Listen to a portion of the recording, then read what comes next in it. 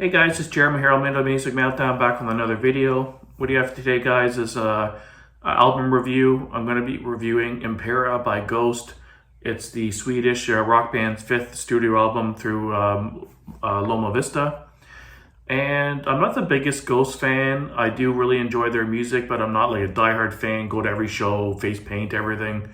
I have seen them live a few times, more back in the day when they first started. Really good live band as well.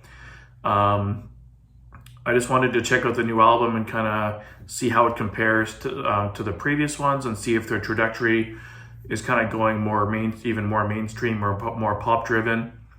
And I just wanted to really check it out.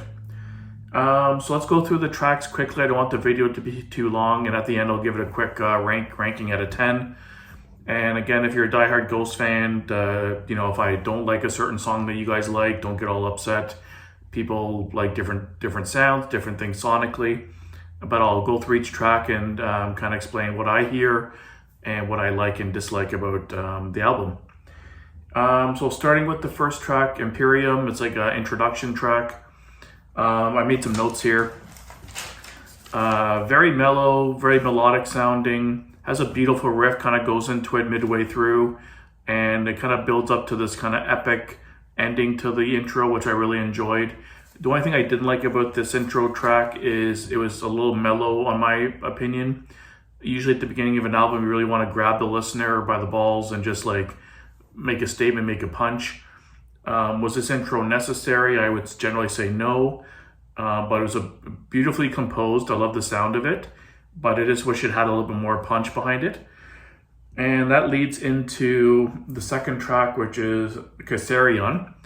I really enjoyed this track. It kind of reminded me of like an 80s stadium rock kind of sound. I find Ghost has that kind of like, they blend together like some metallic riffs, really heavy on the pop infusion, mostly in the choruses and in the vocals.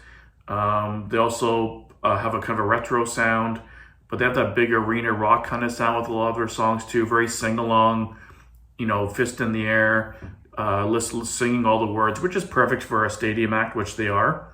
But I found that with a lot of songs on this album and a couple albums previous, their songs are very more pop infused and definitely more that big arena rock.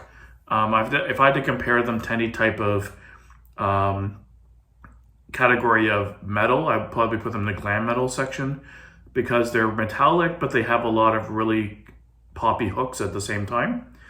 And Casarion was one of those songs. It opened up with that big scream, kind of grabbed you. I enjoyed that. That's how, in my opinion, that's how the album should have started. They should have just kind of got rid of the intro. Like I said, it has that stadium rock kind of sound to it.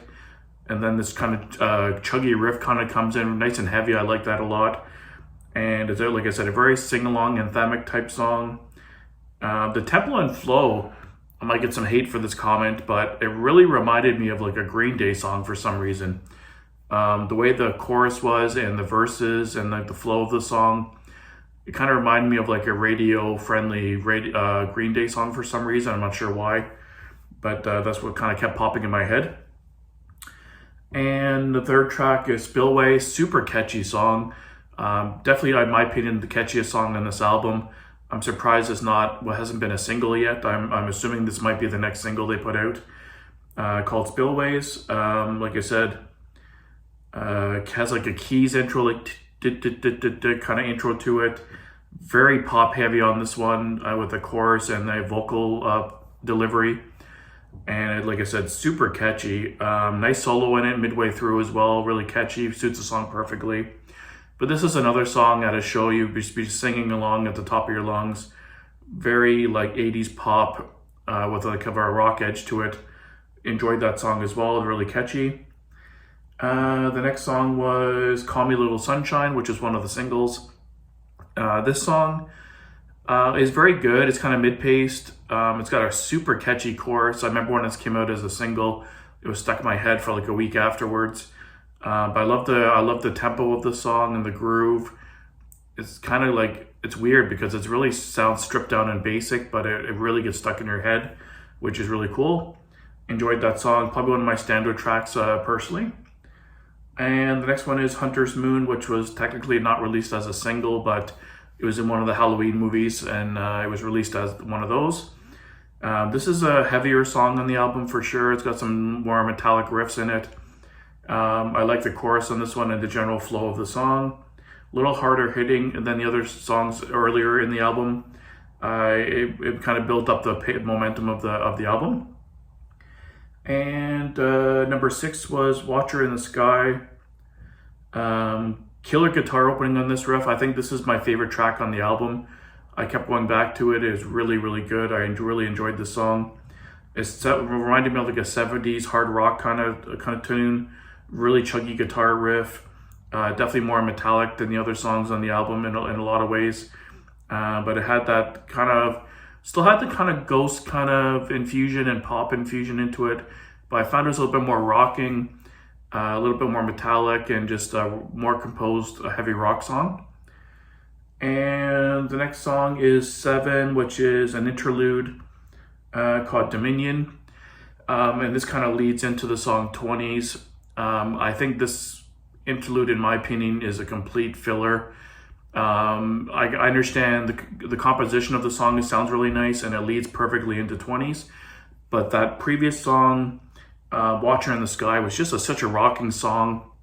And then to slow the tempo right down into that interlude just kind of threw the flow of the album off completely. I didn't like that at all. It just killed the momentum of the album, in my opinion. I can understand its purpose leading into the 20s song, but it's a minute and a half that I believe didn't need to be there, because 20s, when it does kick in, which is the next track, number 8, when it first kicks in, this sounds like it's going to be like a beast of a song, like the drums kicking like and then you hear the guitar tone. But then when the vocals kick in, it takes a 180. It's like completely in left field. It kind of threw me for a loop. I did react to this song on my channel, and I kind of have the same impression of this song even after listening to it. I probably listened to the song more than anything on the album because I really wanted to digest it, and I thought maybe there's something I was missing, but I still don't get the song. It's a shame because it's definitely the heaviest song on the album, but it's the one I like the least. I hate the chorus. I find the chorus annoying. His vocal deliveries are just, I don't like them. They just sound off. It has the reggaeton beat to it underneath, and I'm not against experimentation and trying different things and etc. But to me, this sonically doesn't sound right. It's very metallic on the guitars, and that's got that weird beat underneath it. The vocals are just like very theatrical and, in my opinion, annoying. And the chorus, I don't like the song. This might be my least favorite Ghost song of all time. I just don't like it at all. I love the guitar in it. That's the one saving grace. It's really heavy, but it had some more potential to be a much better song. But the vocals and the chorus and stuff, I just couldn't stand. It kind of drove me crazy, to be honest with you. I don't like it at all. And the next song is Darkest at the Heart of My Love. And this is a good song. It's kind of a ballady song, more soft, but it's really well written. Has a nice soft flow to it. It has a epic guitar lead. Kind of a minute or so went through it. That really builds up a bit. But it's a beautiful composed song. It's really catchy. I love the way it sounds sonically. And I could see this playing midway through a show, just kind of slowing the pace of the show down, and with the lights out and the lighters, etc. And I could see this being a really good live track. And yeah, it was a good ballad. They did it really well. I enjoyed it. And the next one, number 10, is Griftwood. Griftwood, again, sounded like an 80s power pop song to me. Almost like Toto, but like a little more metallic. That's the vibe I got from it. Very like radio poppy, but with rock kind of behind it. That's kind of what it reminded me of. Yeah, it was just like a Toto on steroids. Good song. One of the definitely more standout tracks from this album. But it was definitely more pop infused, like a lot of songs on this album.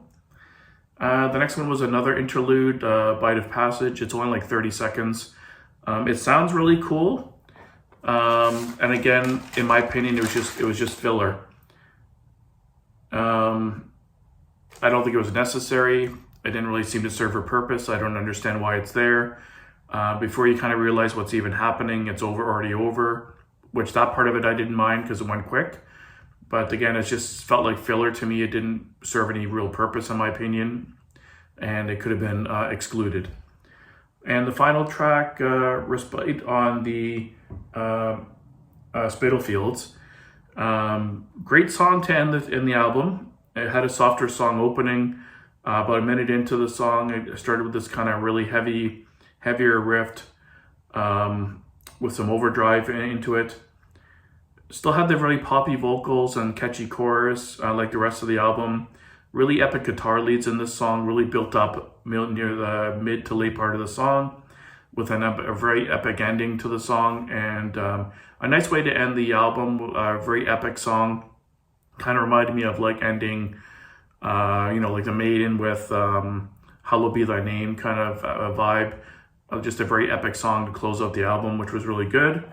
Could have been a little bit heavier, but overall a good tune. I really enjoyed it. So standout tracks for me, Watcher in the Sky was definitely my favorite song. Hunter's Moon I really enjoyed. Call Me Little Sunshine, those kind of three songs, number 4, 5, and 6, I think were the best. Definitely the least favorite was 20s. I hate that song. I don't like it at all. Casarion was good. Spillways I believe will be the next single. It's very catchy. I could definitely see that being the next single. But overall, very solid album, very cohesive. A lot of similar elements in all the songs, except for 20s. I found that song kind of really stood out, was kind of the odd one in the bunch. But generally an overall cohesive album. The lyrical theme was about the rise and fall of empires and some demonic references there as well. I've had to give this album a rating. Definitely not my favorite Ghost album. I'd still say the debut is my favorite album from them. If I give this a rating out of 10, I'd give it a 7.25. I'm definitely going to pick up this album. I like it enough. It's a good listen. It's nice and easy to listen to, really catchy, and it's fun to listen to. A couple of tracks are skippable and not necessary in my opinion. Take out the intro and the 2 interludes, make it a nine track album. It would have flowed a lot better in my opinion.